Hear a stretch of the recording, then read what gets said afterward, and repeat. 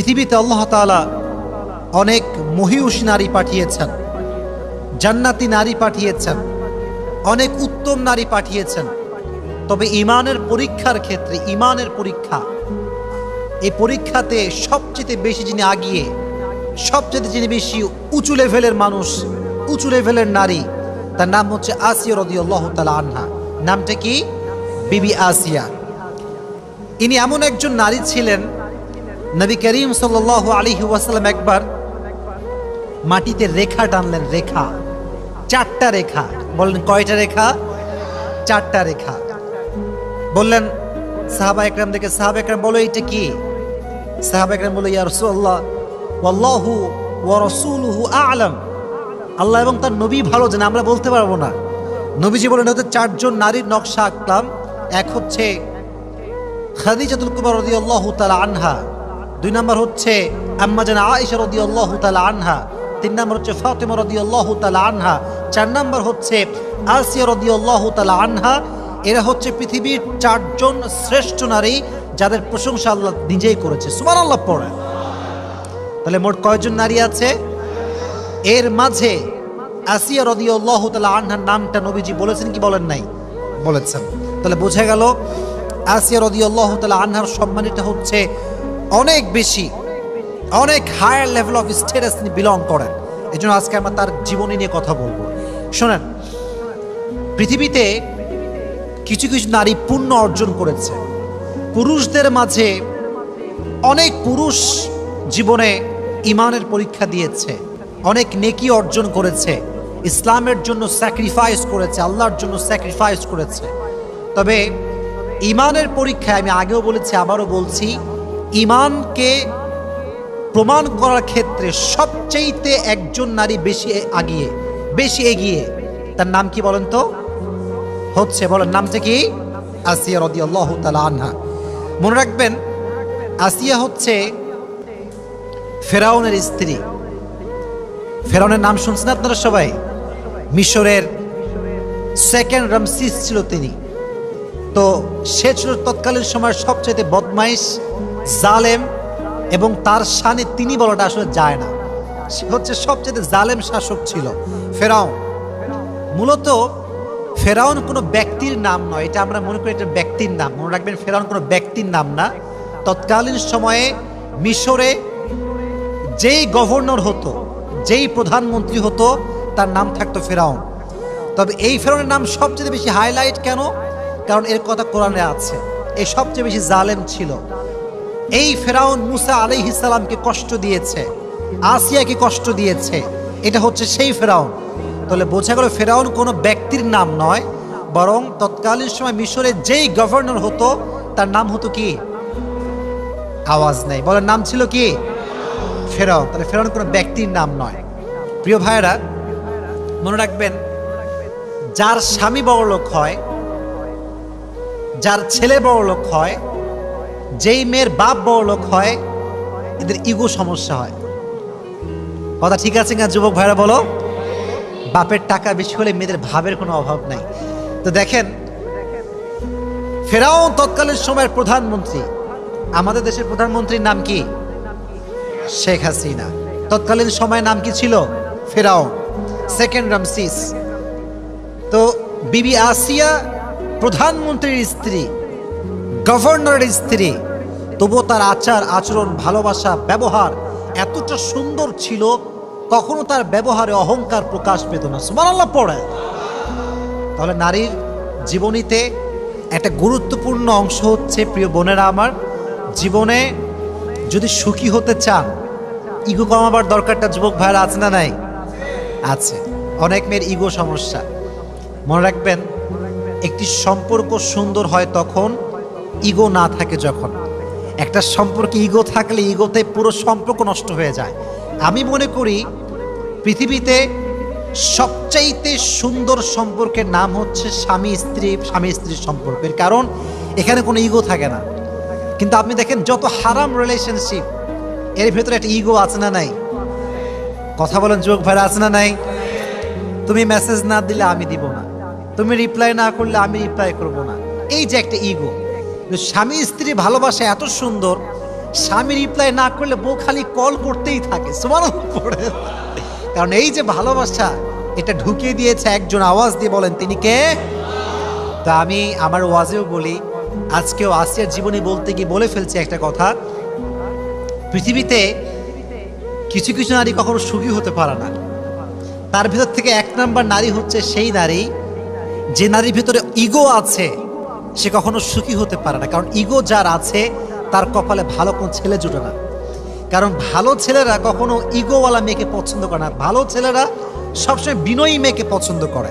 বলেন তো, নবীজির সর্বপ্রথম স্ত্রীর নাম কি ছিল? মাশাআল্লাহ, বলেন নাম কি ছিল? আচ্ছা, তিনি কি অহংকারী ছিলেন না বিনয়ী ছিলেন? সবচেয়ে ধনী মানুষ তিনি, ইগো নাই। আর আজকালকার মেয়েরা একটু ফর্সা হইলে ভাবে আর বাঁচে না, এরকম মেয়ে আছে না নাই যুবক ভাইয়ারা?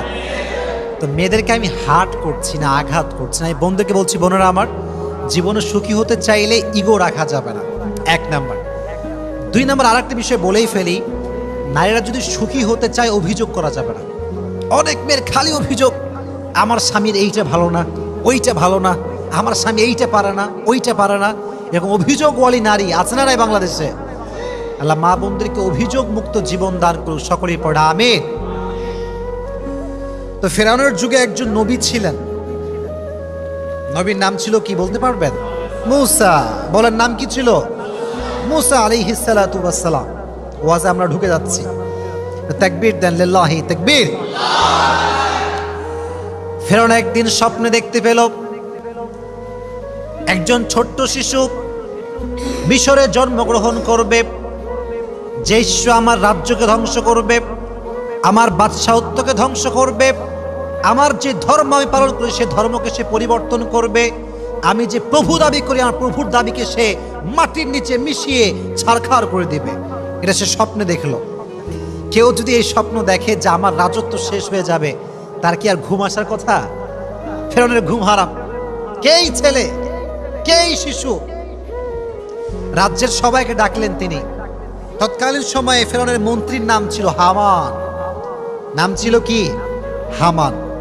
তো হামান পরামর্শ দিল যে জনাব, আপনার উচিত একটি আদেশ জারি করা যে বনি ইসরাইলে এই মিশরে যত শিশু গ্রহণ করবে ছেলে হলেই হত্যা করবে। নাউজুবিল্লাহ পড়েন, ছেলে হলেই হত্যা। আদেশ জারি হয়ে গেল। তো বর্ণিত আছে যেই সময়ে হত্যার আদেশ বন্ধ ছিল সে সময়ে মূসা আলাইহিস সালাতু ওয়াস সালামের ভাই হারুন, নাম কি প্রিয় ভাইরা? এই যুবকেরা ইসলামিক ইতিহাস জানতে হবে, ইতিহাস বুঝতে হবে, জানতে হবে। আমার পুরো রিসার্চ আমি তোমাদেরকে আধা ঘন্টায় শেয়ার করছি। যারা তোমরা আছো যুবকেরা, অনেকে কলেজে পড়ো, তোমরা স্কুলে পড়ো, অনেকে কম ধারণা আছে বিষয়গুলোতে, ভালো করে বুঝবা। ফেরাউন যে সময়ে ছিলেন বাদশাহ, এই মাইকে প্রবলেম হয়েছে, সাউন্ডটা ঠিক করে দাও একটু। আচ্ছা, যেটা বলছিলাম, তো সেই যুগে ফেরাউনের যুগে একজন নবী, সে নবীর নাম ছিল কি? মূসা। এদিকে তাকান, নবীর নাম ছিল কি? মূসা। নবীর আরেকজন ভাই ছিল, ভাইয়ের নাম ছিল কি? হারুন আলাইহিস সালাতু ওয়াস সালাম। তো যখন হারুন আলাইহিস সালাতু ওয়াস সালাম জন্মগ্রহণ করেন তখন হত্যার আদেশ বন্ধ ছিল, কিন্তু মূসা আলাইহিস সালাতু ওয়াস সালাম যখন জন্মগ্রহণ করেন তখন হত্যার আদেশটা জারি ছিল। তো মূসা আলাইহিস সালাতু ওয়াস সালামের আম্মাজান বড় ভয় পেলেন যে আহা, যদি আমার সন্তানকে হত্যা করে তাহলে আমার কি হতে পারে, তাহলে আমার কি অবস্থা হতে পারে। তিনি অনেক ভীতু হয়ে গেলেন, অনেক ভয় পেলেন যে আমার কি হতে পারে। তখন তিনি যে কাজটি করলেন সেটি হচ্ছে ওনার সন্তানকে তিনি গোপনে লালন পালন শুরু করলেন, গোপনে, কেউ জানতো না। একটা বাচ্চা যে জন্মগ্রহণ করেছে তার ঘরে কারো কোনো খবরই ছিল না, তবুও ভেতরে একটা ভয়, ফেরাউন যদি জানতে পারে, যদি লিক হয়ে যায়, খবর হয়ে যায়, তাহলে আমার কি হবে। তো আল্লাহ তাআলা আদেশ করলেন যে হে মূসার মা, কথা কি বোঝা যায় যুবক ভাইরা? বলেন কথা বোঝা যায়? যায় যায় তাকবীর দেন, লিল্লাহি তাকবীর। আল্লাহ তাআলা মুসা আলাইহিস সালাতু ওয়াসসালামের মায়ে একটা আদেশ বুঝাই দিলেন যে তুমি তোমার সন্তানকে ছোট্ট একটা কাঠের বাক্স তৈরি করো, কাঠের বাক্স তৈরি করে তুমি তোমার সন্তানকে নীল দরিয়ায় ভাসিয়ে দাও। তো যখন আল্লাহ তাআলা আদেশ করলেন তখন তিনি তাই করলেন। ছোট্ট একটা বাক্সতে মুসা আলাইহিস সালাতু ওয়াসসালামকে বন্দী করলেন, বন্দী বলতে রাখলেন, এবং তাকে তিনি ভাসিয়ে দিলেন। তবে প্রিয় ভাইয়েরা, আল্লাহ তাআলা ওয়াদা করেছিলেন তুমি আমার উপরে ভরসা করে বাচ্চাকে ভাসিয়ে দাও, তোমার বাচ্চাকে ফেরত দিয়ে দিবে একজন। আওয়াজ দিয়ে বলেন তিনি কে? সাউন্ডে কোনো সমস্যা হচ্ছে? তো আমি যেটা বলছিলাম, আল্লাহ তাআলা তাকে হৃদয়ে চিন্তা দিলেন যে তুমি তোমার বাচ্চাকে ভাসিয়ে দাও। তো বাচ্চাকে ভাসানোর পরে মজার ঘটনা দেখেন, খুব ভালো করে খেয়াল করবেন। বলেন তো, মূসা যখন জন্মগ্রহণ করেছিলেন তখন কি হত্যার আদেশ বন্ধ ছিল না জারি ছিল? বন্ধ ছিল না জারি ছিল? জারি ছিল। তো এই বাচ্চাটা ভেসে ভেসে ভেসে কার কাছে আসছে জানেন? ফেরাউনের যেই প্রাসাদ, প্রাসাদের সামনে যে দরিয়ার ছোট্ট একটা নালা চলে গিয়েছে সেখানে এসে থামছে। তো বিবি আসিয়া রাদিয়াল্লাহু তাআলা আনহা এবং তার বান্দি যারা ছিল, দাসীরা সব বসেছিল সেখানে। ছোট্ট একটা কাঠের সিন্দুক ভেসে আসছে, সবে অবাক, কিসে কিরে এইটা, কিরে এইটা। যখন খুলেছে দেখছে এত সুন্দর ফুটফুটে বাচ্চা, এতটা সুন্দর বাচ্চা, যতটা সুন্দর বাচ্চা তারা জীবনে কখনো দেখে নাই। সুবহানাল্লাহ পড়ে। নবীর চেয়ে তো এমনি সুন্দর হয়। তো দেখে আল্লাহর কি জেরা খেলা, এটা বড় বোঝা, বড় দায়। তো আসিয়া রাদিয়াল্লাহু তাআলা আনহা অনেক পছন্দ হলো। উনি বললেন ঠিক আছে, এই বাচ্চাকে তোমরা নিয়ে আসো, এ আমার ঘরে থাকবে। এবং ফেরাউন তো যতই হোক স্বামী, তো স্বামী হলে ভালোবাসা স্ত্রীর প্রতি থাকে কি থাকে না? থাকে, ভালোবাসা থাকেই। তো বিবি যখন বলছে এটা আমার পছন্দের বাচ্চা, এটা আমার লাগবেই লাগবে, তখন ফেরাউন বলছে ঠিক আছে যাও, কোনো সমস্যা নেই, আমি একে রাখবো। দেখেন আল্লাহ তাআলার ওয়াদা কতটা সত্য। মনোযোগ আছে সবার? আচ্ছা বলেন তো, মূসা আলাইহিস সালাতু ওয়াসসালাম একজনের নবী, তিনি কে? বলেন তিনি কে? সব ক্ষমতা একজনের হাতে, তিনি কে? মায়ের মন তো ব্যাকুল যে আমি আমার সন্তানকে দরিয়ায় ভাসিয়ে দিয়েছি, কোথায় গেল আমার সন্তান? অস্থির হয়ে গিয়েছে। ওয়াসবাহা ফুআদু উম্মি মূসা ইন কাদাত লাতুবদি বিহি লাউলা আরবাতনা আলা কুলুবিহি লিতাকুনা মিনাল মুমিনিন। আল্লাহ বলছে আমি মূসার মায়ের অন্তরকে ঠান্ডা করে দিলাম, কারণ যদি আমি ঠান্ডা না করতাম সে অস্থির হয়ে যেত। কি হয়েছে ঘটনা? এই বাচ্চা কারো দুধ খায় না, রাজ্যে এত মহিলা, এত মেয়ে, কারো দুধ খায় না। এদিকে মূসার যেই বোন ছিল সে তার পিছে পিছে আসছে। মূসা যায় কোথায়, কোথায় ভেসে ভেসে যায়, সে সব দেখতে পাইছে যে মূসা কোথায় আছে, কোন অবস্থায় আছে। এবং যখন মূসাকে রাজ্যে ঢুকানো হয়েছে, সে কেউ দুধ খাচ্ছে না এই খবরও সে পেয়ে গিয়েছে। তখন সে বলছে সবাইকে ডাক দিয়ে, আচ্ছা আমি যদি একজন নারীর সন্ধান দিয়ে আপনাদেরকে, এমন নারী যে নারী এখানে আসলেই বাচ্চা তার দুধ পান করবে, আপনাকে তাই গ্রহণ করবেন? সে বলছে অবশ্যই, নিয়ে আসো। কোথায় সেই মহিলা? আল্লাহর আদেশ দেখেন, সঙ্গে সঙ্গে সে গিয়ে মূসা আলাইহিস সালাতু ওয়াসসালামের মায়ের কাছে গেলেন, গিয়ে বললেন যে এই ঘটনা, আপনাকে এখন ফেরাউনের কাছে যাওয়া লাগবে। নিয়ে আসছে। নিয়ে আসার পরে যখনই বাচ্চা কোলে নিয়েছে, সঙ্গে সঙ্গে বাচ্চা তার দুধ পান করতে শুরু করে দিয়েছে। সুবহানাল্লাহ পড়ে। তো যখন দুধ পান করতে শুরু করছেন, ফেরাউনের মনে সন্দেহ, কিরে এই বাচ্চা কারো দুধ পান করে না, এই মহিলার দুধ কেন পান করে? ভেতরে একটা সন্দেহ যুবক ভাইরা আছে না নাই? আছে। তখন বলল, এই কি খবর, এই বাচ্চা তোমার দুধ কেন পান করছে? কি ব্যাপার, সমস্যাটা কোথায়, বা বাস্তবতা আসলে কি?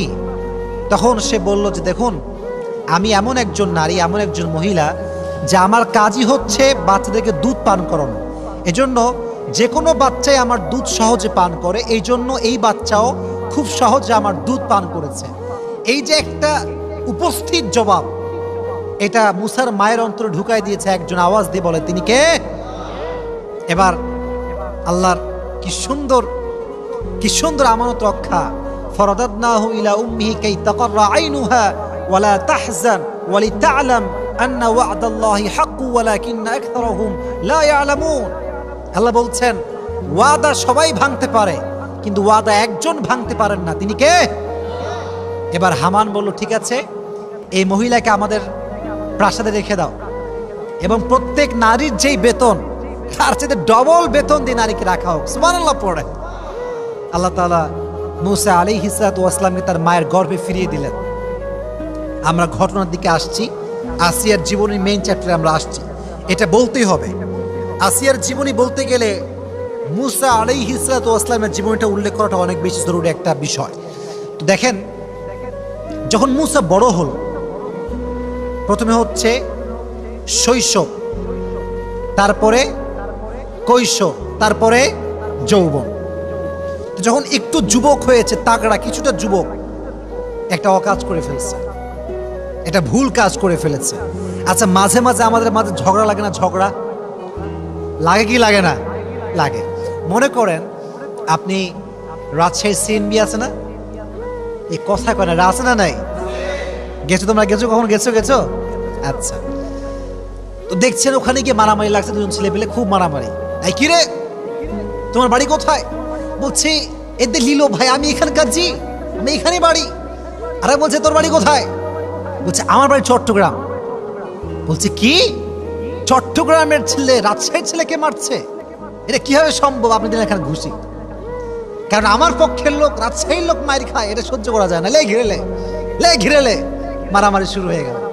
তো ব্যাপারটা এরকম হয়েছে। মূসা আলাইহিস সালাতু ওয়াস সালাম রাস্তা দিয়ে হাঁটছেন, হঠাৎ করে দেখছেন যে দুজন মারামারি করছে।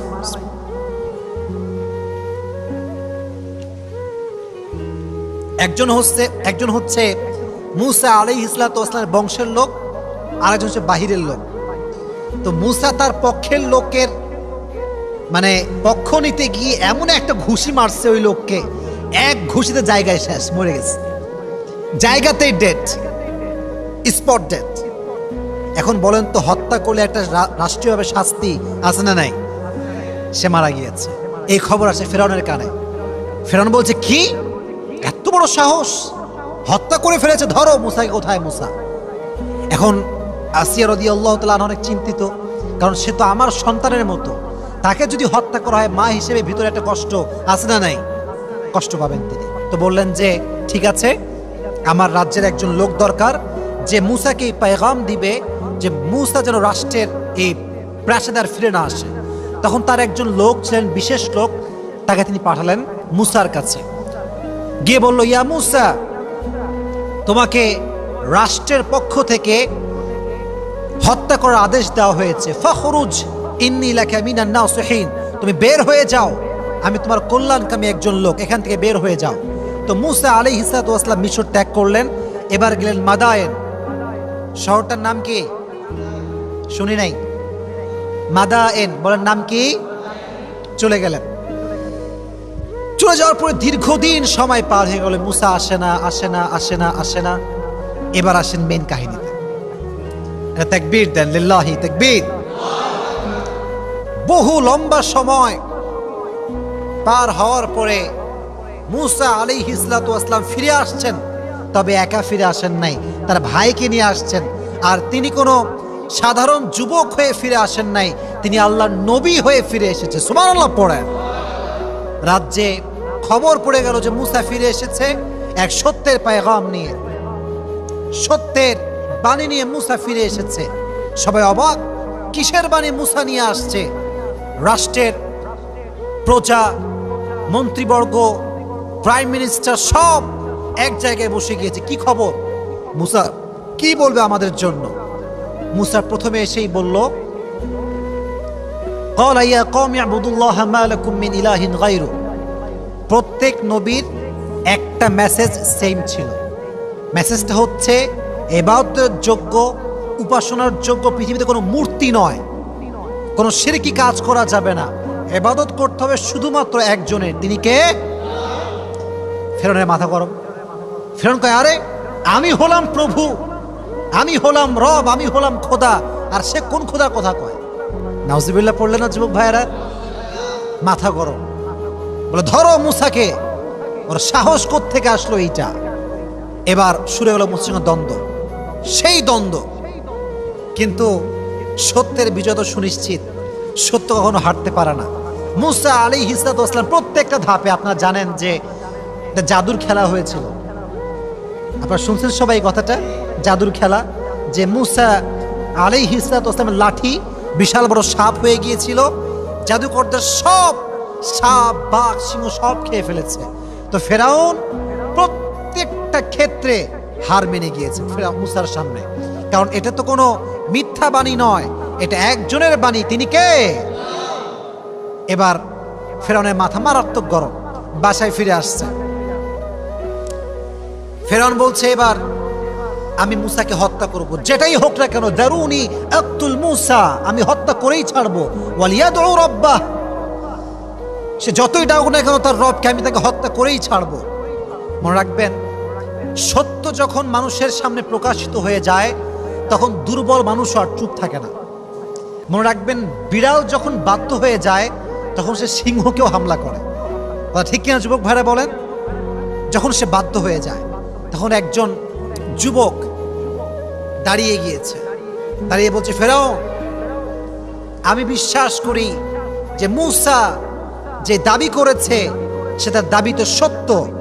তুমি কি আতাকতুলুনা রাজুলান আইয়াকুলা রাব্বি আল্লাহ ওয়া ক্বাদ জাআকুম বিল বাইয়িনাতি মির রাব্বিকুম, তুমি কি এমন যুবককে হত্যা করবে যে সত্যর বাণী নিয়ে আসছে, যে সত্যের পতাকা নিয়ে আসছে, যে সত্যের বাণীকে সমুন্নত করবার জন্য এসেছে? তুমি কি এমন যুবককে হত্যা করবা? ফেরাউন কয়, কিরে, আমার গোলাম ও তার পক্ষের লোক, ধর এরে। যখনই ধরতে যাবে সে পালাই গেছে। কিন্তু অবাক করা বিষয় হচ্ছে, তার একজন স্ত্রী ছিল, সে ছিল ফেরাউনের বান্দি, ফেরাউনের দাসী। যুবক ভাইয়ারা একটা কথা মাথায় রাখবেন, এখন আসলে গোলাম আমরা ব্যবহার করি না, দাসী আমরা ব্যবহার করি না। আগের যুগে দাসী ছিল কিছুটা স্ত্রীর মতো। এটা নলেজে রাখবেন যে স্ত্রীর সঙ্গে যেমন সহবাস করা যায় এখন, এটা হালাল, এবং এটা নবীজির হাদিসের মাধ্যমে, কোরআনের মাধ্যমে এটা স্পষ্ট প্রমাণিত। তবে তৎকালীন সময়ে দাসীর সঙ্গে সহবাস করা হালাল ছিল। তো প্রত্যেকটা বাদশাহ, বড় বড় লোক, বড় প্রধানমন্ত্রী বলেন, বড় ধনী বলেন, সবার দাসী ছিল। তো তার যে দাসী ছিল ফেরাউনের, এই দাসীর স্বামী ছিল এই যুবকটা, যে যুবকটা ফেরাউনের বিপক্ষে স্লোগান তুলেছিল। এটা বড় মর্মান্তিক ঘটনা। এই ঘটনা আর তারপরে একটা ঘটনা, এই দুটো শুনলে আমাদের আলোচনা আজকে শেষ হয়ে যাবে। ফেরাউন বলল, ঠিক আছে, যেহেতু সে পালিয়ে গিয়েছে, এবার তার বউকে ধরো। বউকে নিয়ে আসছে, যুবতী মেয়ে, বয়স খুব বেশি একটা নয়, দুইটা মাত্র মেয়ে। কয়টা মেয়ে? তোমরা সবাই বলো যুবক ভাই, কয়টা মেয়ে? দুইটা মেয়ে।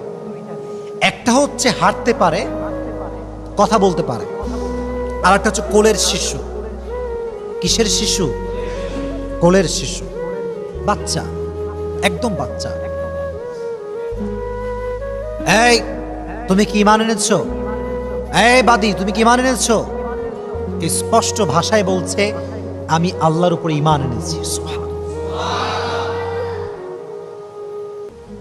ঈমান কাকে বলে? তো বলছে, তুমি যদি মুসার উপরে ঈমান এখন না ছাড়ো, আল্লাহকে যদি অবিশ্বাস না করো, আমার প্রভুত্ব যদি তুমি স্বীকার না করো, তোমাকে আমি আগুনে পুড়িয়ে মারব, তোমার সন্তানদেরকে আমি আগুনে পুড়িয়ে মারব। এই সবাই যাও, আগুন জ্বালাও, খড়ি নিয়ে আসো। আগুন বিশাল বড় লম্বা এড়িয়ে ধরে আগুন জ্বালানো হয়েছে। বলছে, ঈমান আনবা? বলছে, নো, আমি আল্লাহকে বিশ্বাস করি। হ্যাঁ, ওর বাচ্চাকে ধরো। ঠাস করে, যে বড় মেয়েটা ছিল, বেশি বড় না, ছোট্ট, তবে কথাও বলতে পারে, হাঁটতেও পারে, অবুঝ শিশু, ধরে টেনে হিচে নিয়ে যাচ্ছে। ফেরাউন বলছে, তুমি জাস্ট এই কথা বলো যে তুমি আমাকে বিশ্বাস করো প্রভু হিসেবে, তোমার মেয়েকে আমি ছেড়ে দেবো। কিচ্ছু বলছে না, চুপচাপ। আপনি বোঝেন ঈমান কাকে বলে। ঈমান কাকে বলে? টেনে হিচড়ে বাচ্চাকে নিয়ে গিয়ে ঠাস করে জ্বলন্ত আগুনে ফেলাই দিচ্ছে। যেমন ভাবে আমরা পেঁয়াজি ভাজি, আলুর চপ ভাজি, গরম চুলার উপরে যখন তেল দিয়ে পেঁয়াজ যখন ফেলা হয়, ঠাস করে একদম ভাজা হয়ে আমাদের সামনে, চোখের সামনে ভেসে ওঠে। মেয়েটার পুরো গায়ের রক্ত গোস্ত আগুনে ফেলার সঙ্গে সঙ্গে পুড়ে ছারখার হয়ে বিচ্ছিন্ন হয়ে গিয়েছে। মা তার চোখের সামনে সব দেখছে, সব দেখছে। যদি একবার বলে তোমাকে আমি বিশ্বাস করি, প্রভু হিসেবে বিশ্বাস করি, সব মাফ পেয়ে যাবে, বলছে না, চুপচাপ। প্রথম মেয়েকে শেষ, জ্বালিয়ে পুড়িয়ে ছারখার। এবার ছোট্ট বাচ্চা, কোলের শিশু, মা কোলে নিয়ে আছে। এবার বাচ্চাকে নেওয়া হয়েছে। কোলের শিশু তো কিছুই বোঝে না, ও তো মামাও চিৎকার করতে পারে না, খালি ম্যা ম্যা করছে, ম্যা ম্যা করছে। আর মায়ের হৃদয়টা ভেঙে চুরে চূর্ণ বিচূর্ণ হয়ে যাচ্ছে। একদিকে ফেরাউন, আর একদিকে আমার ঈমান, আমি কোনটা বাঁচাবো? এবার তখন বাচ্চাকে নিয়ে যখন আগুনে ফেলেছে ছোট্ট শিশুকে, পুড়ে ছারখার হয়ে গিয়েছে। মায়ের হৃদয়টা ভেঙে চুরে চূর্ণ বিচূর্ণ হয়ে গিয়েছে, চোখের অশ্রু শুকিয়ে গিয়েছে, কাঁদতেও পারছে না, ভেঙে চুরে চূর্ণ বিচূর্ণ হয়ে গিয়েছে। আল্লাহ বলছে, জিব্রাইল, মায়ের চোখের পর্দা হটিয়ে দাও। চোখ খুলে গেল, দেখতে পেল তার সন্তান মারা যাচ্ছে, মেয়ের রুহুটা কবজ হচ্ছে, বের হচ্ছে। সচক্ষে মেয়েকে দেখতে পাওয়া শুরু করেছে সে। তার মেয়ে ডাক দিয়ে বলছে, আম্মা জান, টেনশন করবেন না, ওয়ালা তাখাফ ওয়ালা তাহজান, আমরা অচিরেই জান্নাতে একসঙ্গে সাক্ষাৎ করব। সুবহানাল্লাহ পড়ো। আল্লাহ সাক্ষাৎ করায় দিলেন মেয়ের সঙ্গে। তো যখন দুই মেয়ে শেষ আগুনে পুড়ে, এবার বান্দির পালা। বান্দিকে একদম ধরে টেনে হিচড়ে আগুনের দিকে নিচ্ছে। যখন আগুনের দিকে নিবে, বলছে, থামো থামো থামো, একটু থামো, টিফ টিফ টিফ, একটু থামো, ওয়েট এ মিনিট, আমি একটা কথা বলবো, একটা আবদার আছে। ফেরাউন বলছে, কি আবদার বলো? বলছে যে, আমি যখন পুড়ে যাব, আমার হাড্ডি আর আমার দুই মেয়ের যে হাড্ডি আছে, এই তিনটাকে তোমরা এক জায়গায় দাফন করবা, একই কবরে দাফন করবা। ফেরাউন বলল, ঠিক আছে যাও, তোমার এই আবদারটা রাখা হলো। যখন মাকে জ্বালিয়ে পুড়িয়ে ছারখার করে দেওয়া হলো, মায়ের হাড্ডি দাফন করা হলো সন্তানের হাড্ডির সঙ্গে। 2000 বছর পর, হাদিস থেকে বলছি, 2000 বছর পরে নবীজি মেরাজে গেলেন। বাইতুল মাকদাস থেকে যখন তিনি উপরে উঠবেন, জান্নাতের সুঘ্রাণ ভেসে আসছে, জান্নাতের সুগন্ধি ভেসে আসছে। নবীজি বলছেন, এই সুগন্ধি কোত্থেকে আসছে ইয়া জিবরাইল? জিবরাইল বলছে, নবী হে, 2000 বছর আগে ফেরাউনের বাদীকে হত্যা করা হয়েছে আগুনে পুড়িয়ে, তার সন্তান সহ। ওই যে তাদেরকে দাফন করা হয়েছে যে মাটিতে, সেই মাটির থেকে আজ অব্দি জান্নাতের সুঘ্রাণ ভেসে আসছে। সুবহানাল্লাহ পড়ায়। ঈমান কাকে বলে? ঈমান হারায়নি। যখন তারা এভাবে মারা গেল, আসিয়া চোখের সামনে সব দেখতে পেয়েছে। আসিয়া আলাইহিস সালাতু ওয়াস সালাম দেখার সঙ্গে সঙ্গে প্রকাশ্যে ঈমান এনেছে যে, আমি আজ থেকে ঘোষণা করলাম, আমার রব একজন, আমার প্রভু একজন, আমার স্রষ্টা একজন। আওয়াজ দিয়ে বলেন, তিনি কে? ঈমান কাকে বলে? ঈমান কাকে বলে? তো আসিয়া যখন ঈমান আনছে, ফেরাউনের মাথা গরম। হ্যাঁ, তুমি আমার বউ, তুমি আমাকে প্রভু হিসেবে মানবা না? এটা কেমন করে সম্ভব? আসিয়াকে ধরো, আটক করো। শুরু হলো নির্যাতন। জেলখানায় প্রথমে বন্দী করা হলো। আসিয়া ঈমান আনে না। 2 নম্বরে তার, দেখেন এদিকে তাকান, জুলুম কাকে বলে দেখেন। একটা কাঠ আনা হলো, কাঠ, কাঠ চেনেন না আপনারা সবাই? কাঠ, কাঠ নিয়ে আসছে, কাঠে প্যারেক ঢুকাইছে, প্যারেক। এদিকে তাকান, প্যারেকের 2টা মাথা থাকে, একটা হচ্ছে আগা আর একটা হচ্ছে গোড়া। দেখবেন যে আগাটা একদম চিকন, খেয়াল করছেন? আগাটা কেমন হয় ভাই? চিকন না হলে তো ঢুকবে না, চিকন হয় দেখবেন। আর উপরেরটা ওটা একটু মোটা হয়। তো প্রত্যেকটা কাঠে প্যারেক ঢুকাইছে, প্যারেকের আগা যখন বের হয়েছে হালকা করে বের করছে, প্রত্যেকটা কাটা এভাবে বের হয়ে আছে কাঠের ভেতর থেকে এভাবে ঢুকে। কথা কি বোঝা যায় আমার? যাচ্ছে বোঝা যাচ্ছে? এই কাঠের উপরে আসিয়া তো মেয়ে মানুষ, আমরা জানি যে মেয়ে মানুষের শরীরের চামড়া জেনুইনলি অনেক নরম হয়, পুরুষদের চামড়া মোটামুটি শক্ত হয়, আর জিম করলে আরো শক্ত হয়, কিন্তু মেয়েদের চামড়া এমনিতে নরম হয়। তো আসিয়াকে ধরে বেঁধে এই কাঁটাযুক্ত কাঠে শোয়াই দেওয়া হয়েছে। কি বর্বরতা, কি নির্যাতন, কি জুলুম! ইমান আনবি না মানে ইমান আনতে হবে তোকে আমার উপরে, তো রবকে তুই বিশ্বাস করতে পারবি না। আসিয়া তবুও ইমান ছাড়ে নাই। এবার আসিয়াকে বের করা হয়েছে, আগুনের তাপ লেলিহান শেখা তার পিঠে ছ্যাঁক দেওয়া হয়েছে। এরকম অনেক জুলুমের কথা আমরা শুনতে পেয়েছি, আমরা পড়েছি। সব কথা আমি বলতে চাচ্ছি না এবং আমি বলবো না। সর্বশেষ যতটা জুলুম করা হয় ততটা ইমান বাড়ে, যতবার জুলুম করে ততবার আসিয়া পড়ছে লা ইলাহা ইল্লাল্লাহ মুহাম্মাদুর রাসূলুল্লাহ সাল্লাল্লাহু আলাইহি ওয়াসাল্লাম। ইমান ছাড়া না। সর্বশেষ ফেরাউন বুঝতে পারলো যে একে দিয়ে আমার আর কাজ হবে না, একে শুলিতে চড়িয়ে দাও, শুলি নিয়ে আসো। আমি আমার যে ইমোশনটা আছে আমি বলতে পারছি না, মানে আমার ভাষাটা আসছে না আর কি, আমি পারতেছি না বলতে। আর শুলি নিয়ে আসা হলো, আসিয়াকে বেঁধে শুলিতে চড়ানো হলো, বেঁধে দিয়ে একদম। তখন আসিয়া বুঝতে পারলেন যে আমার সময় বেশি একটার বাকি নাই, দিন শেষ, দুনিয়ার জীবন এখানেই শেষ হয়ে যাবে। তখন তিনি দোয়া করলেন। এদিকে তাকান, দোয়াটা শোনেন, শেষ কথা এইটা। ইয ক্বালাত রব্বি ইবনি লি ইনদাকা বাইতান ফিল জান্নাতি ওয়া নাজ্জিনি মিন ফিরআউনা ওয়া আমালিহি ওয়া নাজ্জিনি মিনাল কওমিয যালিমিন। আল্লাহ, আমি আর পারবো না, এই জুলুম সহ্য করা আমার পক্ষে সম্ভব নয়। তুমি তোমার এই বান্দি আসিয়ার জন্য জান্নাতের পাশে একটা ঘর তৈরি করে দাও। সুবহানাল্লাহ পড়ায়। যখন আসিয়ার রুহুটা কবজ হবে, যখন তিনি প্রচন্ড তাপে প্রচন্ড কষ্টে জুলুমের শিকার হয়ে মারা যাবেন, আল্লাহ তার চোখের পর্দা খুলে দিলেন। তিনি যখন তার রুহু কবজ হবে তখন তিনি তার স্বচক্ষে জান্নাতের সব নাজ ও নিয়ামত দেখতে শুরু করে দিলেন। সুবহানাল্লাহ।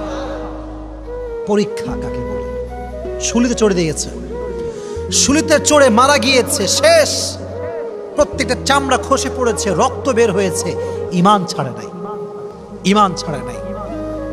এজন্য আমি শুরুতে একটা কথা বলেছিলাম বারবার, যে পৃথিবীতে অনেক নারী এসেছে, অনেক ইমানের পরীক্ষা দিয়েছে, অনেক পুরুষ এসেছে, অনেক ইমানের পরীক্ষা দিয়েছে, বাট একজন নারীর ইমান সবচেয়ে শক্ত ছিল, যিনি ইমানের পরীক্ষায় উত্তীর্ণ হয়েছিলেন, তার নামটা কি? যদি বোঝেন আরো জোরে বলেন, নামটা কি? মা বোনদের জন্য, আমাদের জন্য এখান থেকে শিক্ষা নেওয়ার দরকারটা যুবক ভাইয়েরা আছে না নাই? এজন্য আজ থেকে আমাদের শিক্ষা হচ্ছে, বাতিল যতই আমাদেরকে জুলুম করুক না কেন, আমরা কখনো ইমান হারাবো না। রাজি আছেন তো ইনশাআল্লাহ? এক নাম্বার শিক্ষা হচ্ছে ইমানটা মজবুত হতে হবে।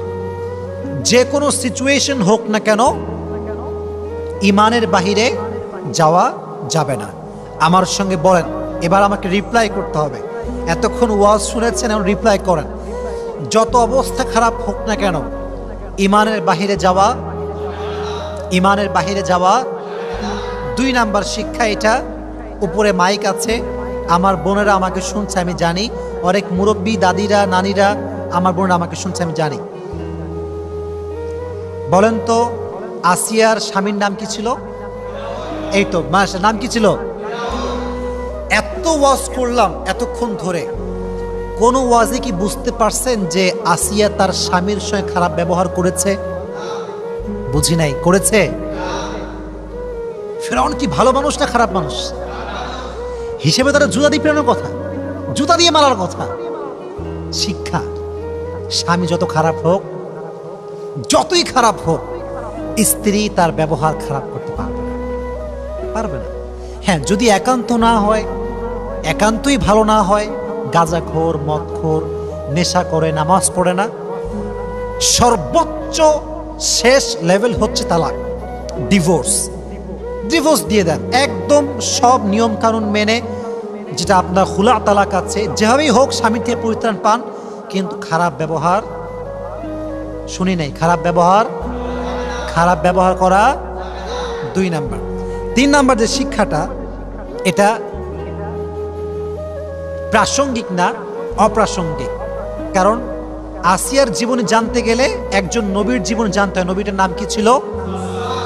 মাশাআল্লাহ, নাম কি ছিল? মুসা আলাইহিস সালাতু ওয়াস সালাম। এই যুবকরা হতাশ, আমরা অনেকেই হতাশ, যে যারে চাইছে আসে না কেন। অনেকে আছে না এরকম, যে বিয়ে করছে একজনে কিন্তু হয় না, আর একজনে ভালোবাসে সে, এরকম যুবক ভাইরা হয় না? হয়। দেখো, একটা কথা এখান থেকে শিক্ষা আছে, আল্লাহ যার জন্য যা নির্ধারণ করে রেখেছে তা সঠিক সময়ে আল্লাহ দিয়ে দিবে। শুধুমাত্র অপেক্ষা করতে হবে, ভরসা করতে হবে একজনের উপরে। তিনি কে?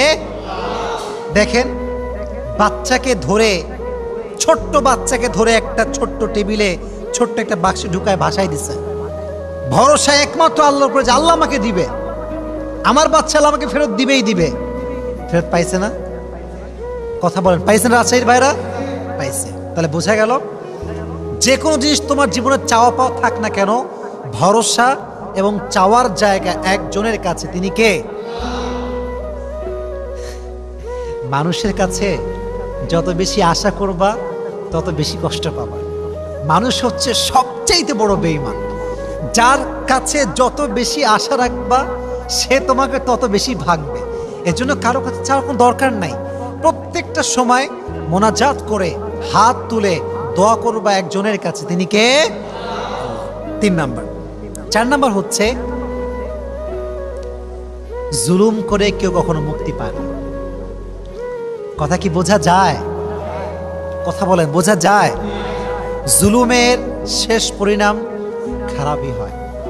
জুলুম করে কেউ কখনো রেহাই পায় না। এই জন্য আমি তোমাদেরকে বলি, দেখো, এই যে মেয়েরা অনেক বেঈমান আজকাল, অনেকে এই যুবকদের সঙ্গে প্রেম টেম করে বিয়ে করে টাকলাকে, বিয়ে করে সরকারি চাকরিজীবী। কারণ মেয়ে বাংলাদেশে আছে না?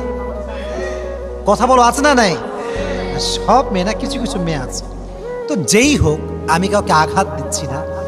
আমার কথা হচ্ছে, তোমাকে মানুষ যত কষ্ট দিবে তুমি তত বেশি চুপ থাকবা, আর তোমার সব অভিযোগ, তোমার সব কষ্ট আল্লাহর উপরে ছেড়ে দিবা। মনে রাখবা, জালেমের দিন একদিন না একদিন শেষ হবে। কেউ তোমার দীর্ঘশ্বাসের কারণ হবে, কেউ তোমায় কষ্ট দিবে আর আঘাত করবে, সে খুব বিন্দাসে আরামে থাকবে, এটা কোশ্চেন কালো সম্ভব নয়। কারণ এটা ন্যাচার অফ ল, এটা রিভেঞ্জ আছে। এমন একটা সময় আসবে যে তোমাকে কাঁদিয়েছে সে একদিন কাঁদবে। এটা কিন্তু পৃথিবীর নিয়ম, বাস্তবতা এইটা। এর জন্য মাথায় রাখবা, তোমাকে যে মানুষ যতই কষ্ট দিক না কেন, পাল্টা গালি দিবা না। তোমার ভরসার জায়গায় একজন আওয়াজ দিয়ে বলে, তিনি কে? তো ফেরাউন যতই জুলুম করুক না কেন, মরছে কিন্তু পানির তলে ডুবে। কোথায় ডুবে মরছে? পানির তলে। ঘটনা আপনারা জানেন না সবাই? যখন ডুবে মরছে তখন বলছে, হায় হায় হায়, আমি ঈমান আনলাম, এবার আমি বিশ্বাস করি মুসা আল্লাহর নবী, আল্লাহ তুমি এক, আর কেউ নাই। মরার সময় ঈমান আনছে। এই মরার সময় ঈমানের কোনো লাভ কি আছে? আসলে আছে? নাই। তাহলে বোঝা গেল, জুলুমের শেষ রক্ষা কখনো ভালো হতে পারে। জালেমকে আল্লাহর উপর ছেড়ে দাও। কাউকে নিয়ে কোনো অভিযোগ রাখবা না। যে তোমাকে যত বেশি কাঁদাবে সে জীবনে তত বেশি কষ্ট পাবে। কারণ কোনো বান্দা যখন বান্দায় কষ্ট দেয়, আল্লাহ সব সহ্য করলো, বান্দা যখন কষ্ট দেয় এটা সহ্য করে না। কারণ আল্লাহ তো বান্দাকে ভালোবাসে। যখন এক বান্দা আরেকজন বান্দাকে কষ্ট দেয়, আল্লাহর আরশ পর্যন্ত কেঁপে যায়। আল্লাহ এটা পছন্দ করে না, বরদাস্ত করতে পারে না আল্লাহ তাআলা এটা। এজন্য প্রিয় ভাইয়েরা, জুলুমের শিকার যতই হন না কেন, ভরসা এবং সবর করবেন একজনের জন্য। আওয়াজ দিয়ে বলেন, তিনি কে? সর্বশেষ কথা, এবং এটা আমার ওয়াজের শেষ কথা, সেটা হচ্ছে এই, আল্লাহর সঙ্গে, এটা আমার জীবনের এমন একটা লেসন, এটা আমি শিখেছি আজকে, এটা আমি আগে জানতাম না। এটা আমি আগে জানতাম না, এটা আমি আজকে শিখেছি। এটা শুনে আমরা দোয়া করব। আপনার সবার মনোযোগ আছে? সবার শুনে মনোযোগ আছে সবার? আচ্ছা, একটু পানি খেয়ে নেই, যে দামি কথা বলবো, একটু ক্লান্ত হয়ে গেছে, একটু পানি খেয়ে নেই।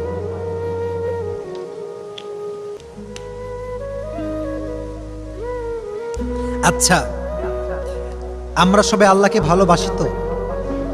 বলেন ভালোবাসি তো? বলেন ইনশাআল্লাহ ভালোবেসে যাবো ইনশাআল্লাহ।